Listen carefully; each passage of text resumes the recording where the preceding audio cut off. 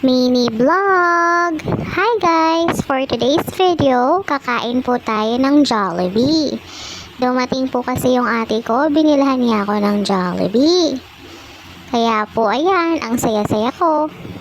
Si mami nagagalit na naman sa akin kasi hindi daw ako makapaghintay. Gusto ko kasi kainin ko agad yung chicken. Baka daw mabulunan ako, sabi ni mami, wait ko daw siya.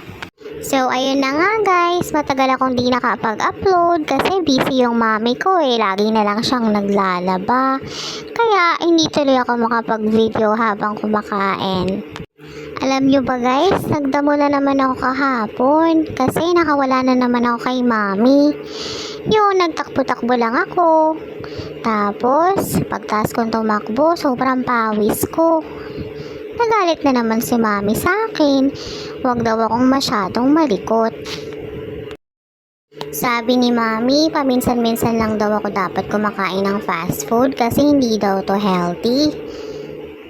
Kaya nung snack time, pinakain ako ni mami ng banana at saka grapes. Kaming dalawa ni ate ko. Thank you ate Adi sa libre. Salamat po sa panonood. Bye!